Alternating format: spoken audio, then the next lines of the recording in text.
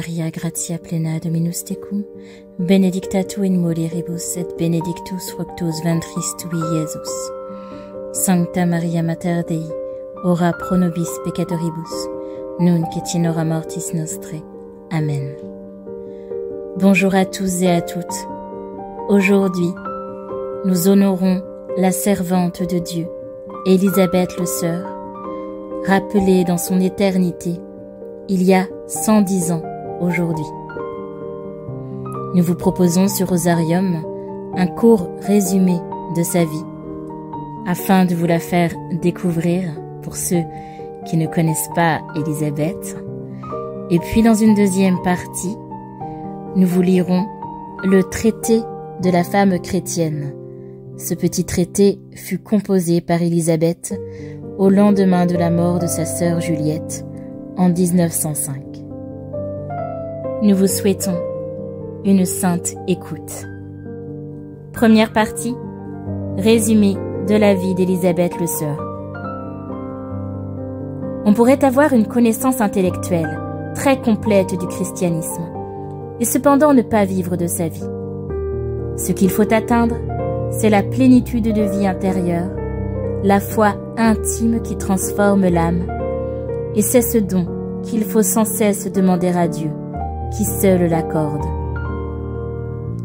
Ces paroles profondes d'Élisabeth le Sœur à une amie nous révèlent son âme. Elles expliquent et éclairent son propre itinéraire spirituel.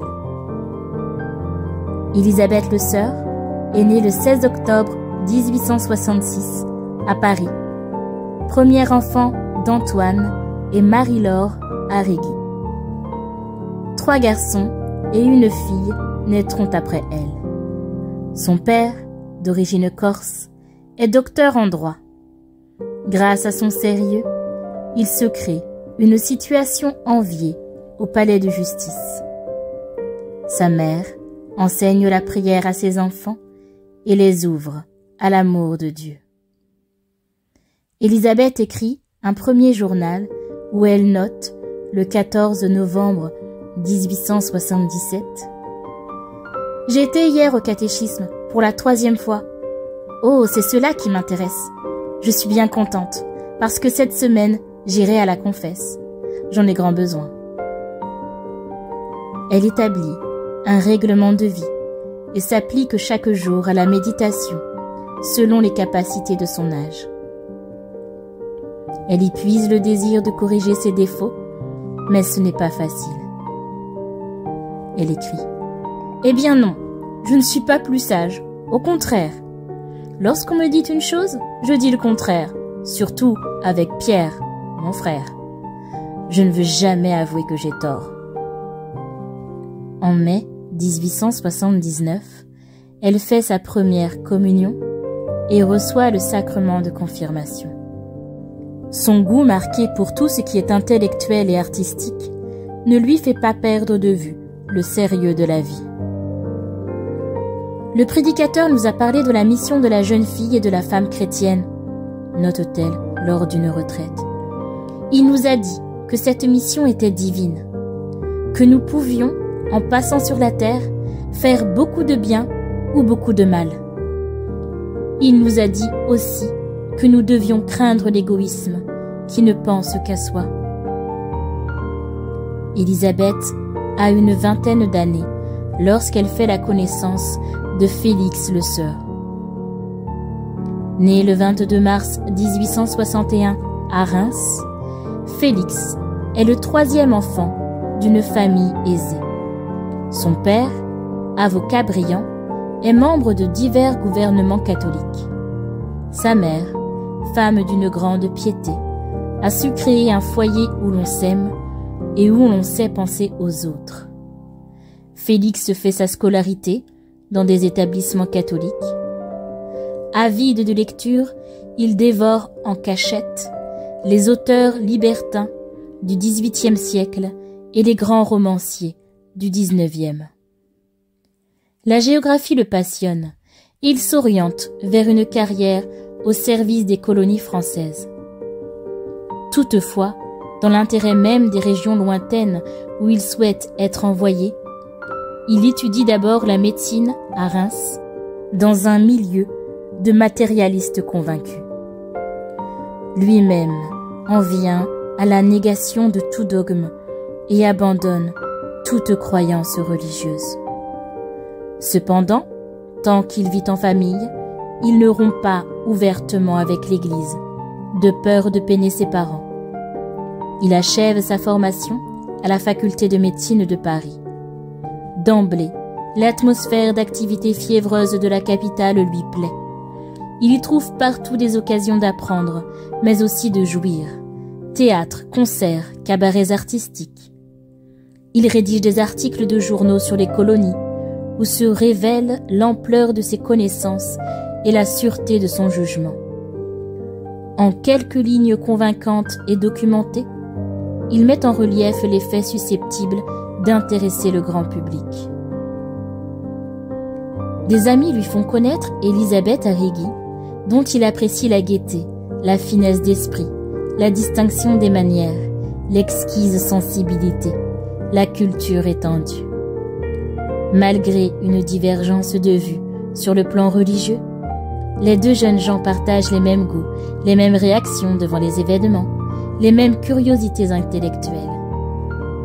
Ils se fiancent le 23 mai 1889. Peu après, les parents d'Élisabeth laissent entendre à Félix qu'ils n'accepteraient jamais que leur fille parte avec lui, outre-mer. Il renonce alors à la carrière coloniale pour épouser Élisabeth. Cette marque d'amour vrai et profond, ainsi que l'engagement de Félix à lui laisser toute liberté de pratiquer sa religion, font espérer à Élisabeth qu'elle pourra l'aider à revenir à la foi de son enfance. Le mariage a lieu le 31 juillet 1889. Vers la fin de l'été, Élisabeth souffre d'un abcès à l'intestin. Elle ne se rétablira complètement qu'après plusieurs mois, et ce mal laissera des séquelles tout le reste de sa vie. En mars 1892, Félix est embauché par un journal quotidien, La République française, à tendance fortement anticléricale. Il y publie des articles sur la politique étrangère et sur les colonies. En octobre 1894, il passe à la rédaction du Siècle, autre grand journal parisien très anticlérical. Et peu après, il est nommé membre du Conseil supérieur des colonies, avec résidence en Afrique. Mais Félix refuse ce poste et entre au conseil d'administration d'une vaste entreprise d'assurance dont le frère de Madame Arrighi est le directeur. Et bientôt, il prend la place de cet oncle. Les époux Le Sueur mènent une vie très mondaine. Élisabeth prend goût aux rentrées tardives, aux dîners dans les restaurants à la mode et aux spectacles. Grisé par cette atmosphère matérialiste, Félix s'applique à chercher des motifs d'incrédulité, comme un vrai chrétien recherche ses raisons de croire. Il s'est constitué une bibliothèque où l'on trouve tous les grands maîtres de la libre pensée, du modernisme ou du protestantisme libéral. Peu à peu, il devient intolérant et même agressif vis-à-vis des convictions de sa femme. Toutefois, ce désaccord profond n'entame pas l'amour que se portent les deux époux, ni l'intimité du foyer. Quant à Élisabeth, elle développe sa culture générale, notamment par l'étude du latin, du russe et de l'italien. Mais elle lit aussi des auteurs dont la pensée a une influence néfaste sur sa foi, et elle en vient à perdre ses habitudes de recueillement. De 1893 à 1897, Félix et son épouse font de longs voyages à l'étranger. Rome, l'Algérie, la Tunisie, l'Allemagne et l'Europe de l'Est. Au retour du dernier périple, Élisabeth abandonne toute relation avec Dieu. Un jour de 1898, elle dit à son époux « Je n'ai plus rien à lire, donne-moi quelque chose. » Est-ce qu'on tend Achevé de détruire sa foi, Félix lui propose les œuvres de Renan, auteur brillant, mais rationaliste. Élisabeth commence la vie de Jésus. Bientôt, grâce à sa profonde intelligence et à sa forte culture, elle comprend que derrière le style séduisant se cache un manque de sincérité et des hypothèses fragiles. Elle reprend les évangiles. Au contact de la personne et de la parole de Jésus, l'intense vie religieuse de sa jeunesse se réveille. Piqué par le changement imprévu de sa femme, Félix redouble ses critiques à l'égard du christianisme et s'acharne à railler ce qu'Élisabeth a de plus cher. Mais elle supporte avec douceur ses contrariétés et s'applique à demeurer une épouse prévenante, pleine de sollicitude et de tendresse. Le 11 septembre 1899, Élisabeth commence un nouveau journal. « Je me suis mise à l'étude de la philosophie, » écrit-elle, « et cela m'intéresse beaucoup. Cette étude-là rend clair beaucoup de choses et met de l'ordre dans l'esprit. Je ne comprends pas qu'on n'en fasse pas le couronnement de toute éducation féminine. » Elle médite avec assiduité l'Évangile et lit les écrits des pères de l'Église et des saints. Ses connaissances la rendent capable de soutenir des discussions serrées avec son mari ou des amis athées. Elle réfute leurs arguments avec autant de douceur que de pertinence. De 1899 à 1901, les époux Le Sœur font de nouveaux voyages. Ils visitent la Russie, l'Asie mineure, la Grèce, l'Italie, l'Espagne, le Maroc, la Belgique et la Hollande. À l'issue du dernier périple, ils rentrent sans tarder à Paris, car Élisabeth souffre du foie. En 1902, ils s'installent pour l'été dans la maison qu'ils se sont fait construire à Jougnes, dans le Jura. Le séjour paisible en ce lieu est très bénéfique pour Élisabeth. Et l'année suivante, ils se rendent à Rome avec un couple d'amis. Le mercredi de la semaine de Pâques, à la basilique Saint-Pierre, Élisabeth reçoit une grâce peu ordinaire après la communion. « J'ai senti vivre en moi, » écrira-t-elle, « présent et m'apportant un amour ineffable, le Christ béni. Je me suis sentie renouvelée par lui jusqu'aux profondeurs. »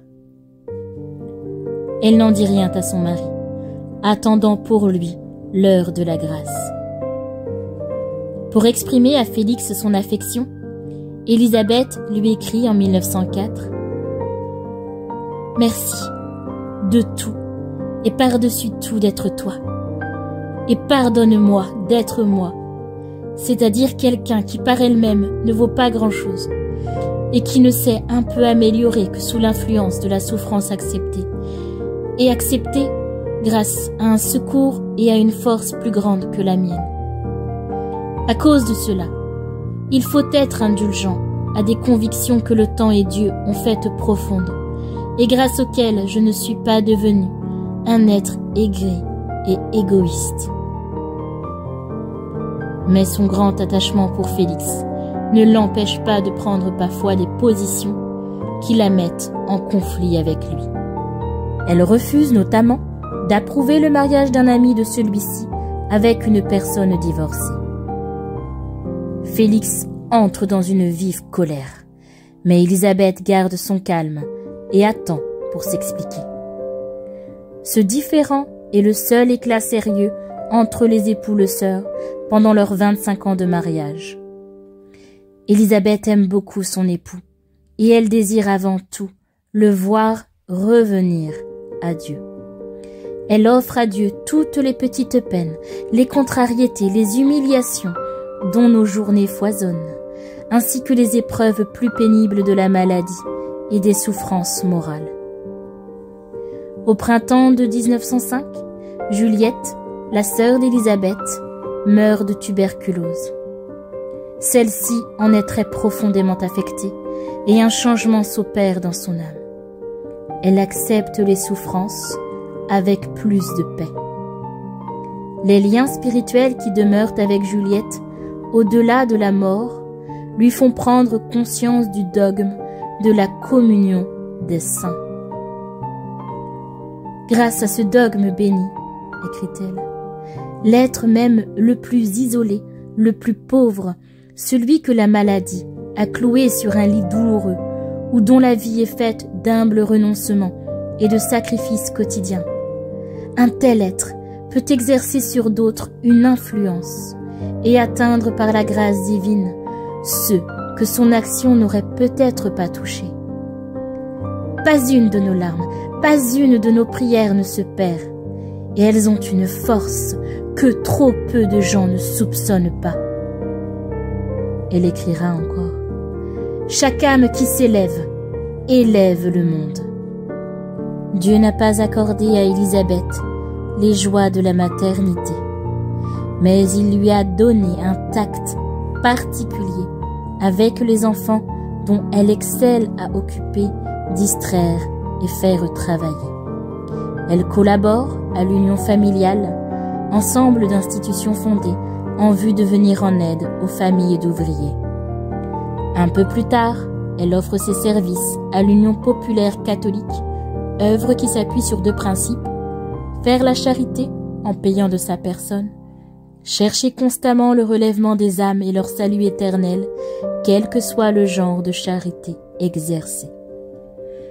Grâce à ces œuvres, Élisabeth apprend à connaître plus intimement la souffrance humaine. Que de fois, un mot, un geste que personne ne remarque révèle une souffrance ignorée, écrit-elle. Et si l'on savait observer cela, comme on observe beaucoup de choses qui n'en valent pas la peine, on ferait bien des découvertes et on s'épargnerait beaucoup de mots maladroits. Quant à elle, c'est avec le sourire qu'elle accueille les personnes qui viennent la voir, même lorsque leur visite est importune. En juillet 1910, les époux Le Sœur se rendent à Beaune pour visiter le célèbre hospice tenu par des religieuses, l'Hôtel Dieu. Une relation profonde se noue entre Élisabeth et sœur Marie Govy. L'amitié de cette sœur, écrit-elle à sa mère, met une grande douceur dans ma vie, et vraiment que ce sont auprès de cela quelques maladies et opérations. Durant ces années, en effet, Élisabeth souffre d'une maladie chronique du foie qui exige à plusieurs reprises un repos complet. Opérée d'un cancer du sein au début du mois de mars 1911, elle offre sa vie à Dieu. Parfois la souffrance l'accable tellement qu'il ne lui est plus possible de ne rien faire. Vous savez que je viens de traverser une grande épreuve, écrit-elle à sœur Marie Govy. Cela a été bien l'anéantissement et la souffrance, ne laissant pas place à une pensée, à une prière, le dépouillement de tout. Je communiais ainsi. C'était bien alors lui qui apportait tout, car moi, j'offrais seulement ma souffrance. Ses propres souffrances la rendent compréhensive pour celles des autres. Elle écrit à un ami qui s'était plaint à elle que celui qui, explicitement ou dans le fond de lui-même, ne s'est jamais plaint vous jette la première pierre. Ce ne sera pas moi. Il y a des heures où notre pauvre nature, accablée, pousse le cri que le calvaire lui-même a entendu et se croit abandonné. Je crois que la souffrance vous a ciselé et a mis en vous toute une pitié et une sympathie humaine que le bonheur ne vous serait peut-être pas donné au même degré. En 1912, les deux sœurs se rendent à Lourdes. La vue des malades impressionne Félix. J'étais à côté d'un jeune prêtre espagnol, allongé dans une voiture, immobilisé par une paralysie, racontera-t-il. À part moi, je me disais, c'est criminel d'amener un malade ici. Voici un homme qui ne va évidemment pas être guéri, il va revenir désolé. » Mais à ma grande surprise, si le malade ne fut pas guéri, son visage reflétait une joie, une paix profonde. Je me dis alors, y aurait-il quelque chose? C'est vraiment étrange. Ce serait moi, mais je me serais révoltée. Peu après, Félix aperçoit son épouse en prière devant la grotte. « J'avais sous les yeux, écrit-il, le spectacle d'un fait qui m'échappait, que je ne comprenais pas, mais qui m'apparaissait nettement. Le surnaturel. Je revins à Paris très troublé, mais tout ceci s'effaça rapidement de mon esprit, en apparence du moins. De fait, à cet instant, Élisabeth demandait à la très sainte Vierge Marie la conversion de son époux. Elle avait écrit peu avant à sœur Marie Gobi: « Je suis, avec respect et émotion, le travail que Dieu fait dans l'âme de mon cher mari. On dirait qu'il prépare le terrain à la fois. Mais pour obtenir cette dernière, il faut unir plus que jamais nos prières et nos sacrifices. » L'été suivant, lors d'une promenade avec sœur Marie Gobi, Élisabeth prédit sa mort prématurée, la conversion de Félix et son entrée dans la vie religieuse. En 1913, le cancer d'Élisabeth se généralise. À la suite d'une neuvaine à sœur Thérèse de l'Enfant Jésus, un répit se produit. Élisabeth professe pour la sainte Carmélite une grande dévotion, dont son mari se moque. « Mais c'est enfantin, ta petite sœur, ce n'est rien du tout. »« C'est au contraire très grand, » répond-elle, « mais tu ne peux pas comprendre. » Le répit est toutefois d'une courte durée, et le mal continue ses ravages. Félix s'étonne du rayonnement de son épouse. « Lorsque je rentrais chez moi, » écrira-t-il, « que j'étais de nouveau près d'elle, je recouvrais aussitôt la paix et reprenais une sorte de confiance que je ne m'expliquais pas. C'était à coup sûr le rayonnement de cette paix intime, de cette sérénité que Dieu accorde aux âmes qui sont devenues totalement siennes. » Les autres personnes qui approchent Élisabeth éprouvent avec étonnement une impression semblable. Un de leurs amis conseille à son épouse, lorsqu'elle est angoissée, « Va donc voir Élisabeth, va prendre ton bain de sérénité. » Le 24 avril 1914, Élisabeth commence à délirer.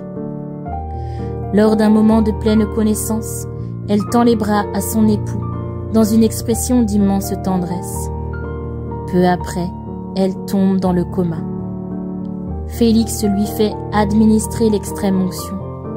Elle rend son dernier soupir le dimanche 3 mai dans les bras de Félix. Quand il regarde le visage détendu d'Élisabeth, il pressent que toute la beauté de cette vie ne peut être anéantie. Lorsqu'il ouvre le testament rédigé à son intention, il ressent sa présence auprès de lui. « Aime les âmes », a-t-elle écrit. « Prie, souffre et travaille pour elles. Elles méritent toutes nos douleurs, tous nos efforts, tous nos sacrifices. » Il découvre alors le journal d'Élisabeth et prend conscience des souffrances qu'il lui a causées involontairement, ainsi que des sacrifices faits pour obtenir son retour à Dieu. Élisabeth n'avait atteint une telle sérénité, une telle élévation de pensée que par sa piété fervente. Et cela le bouleverse. En juin 1914, Félix part en voyage avec un ami. Dans la voiture, il perçoit soudain la présence d'Élisabeth. « J'eus l'impression très nette, » écrira-t-il, « qu'elle était là, près de moi. Je me dis immédiatement. Mais Elle vit, son âme est à mes côtés. Je viens d'avoir l'impression presque physique de sa présence. L'émotion fut d'une telle intensité qu'il me fut impossible de la maîtriser. Mais alors, me répétai-je, si Élisabeth est vivante, comme je viens d'en avoir l'intuition irrésistible, c'est que l'âme est immortelle. C'est donc que Dieu existe, que le monde surnaturel est la vérité. Quelques jours après, dans la basilique de Paray-le-Monial, un nouvel appel se fait entendre.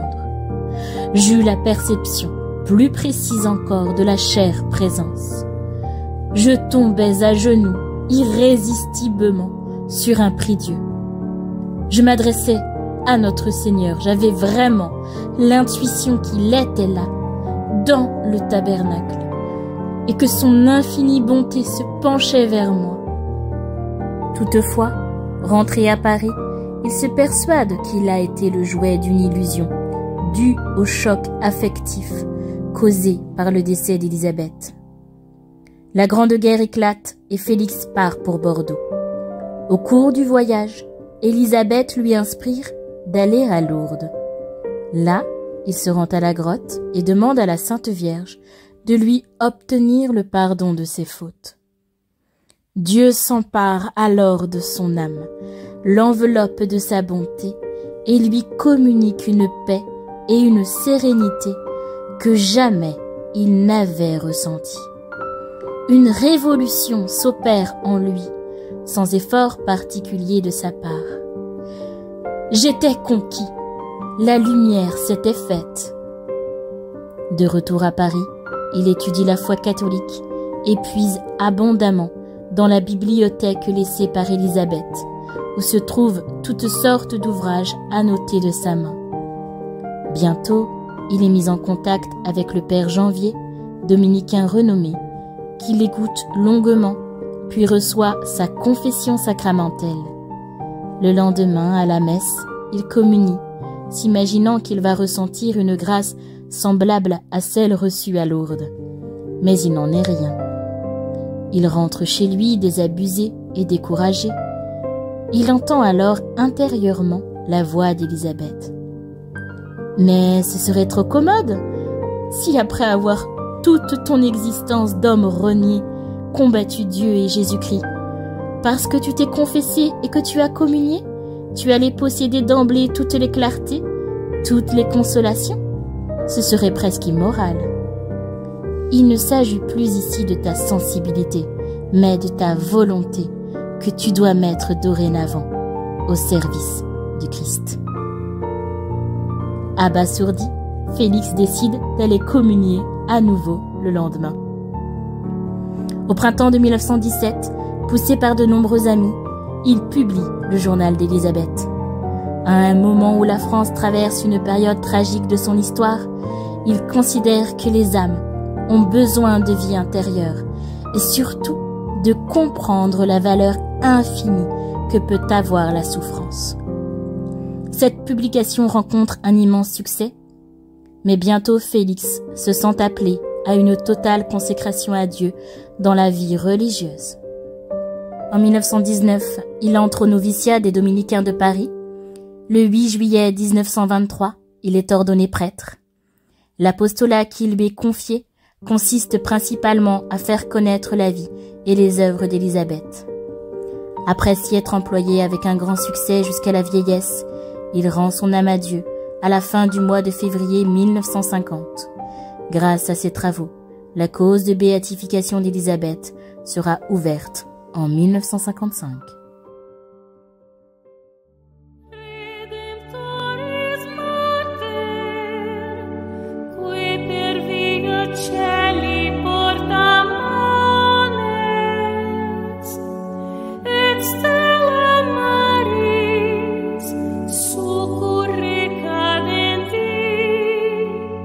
So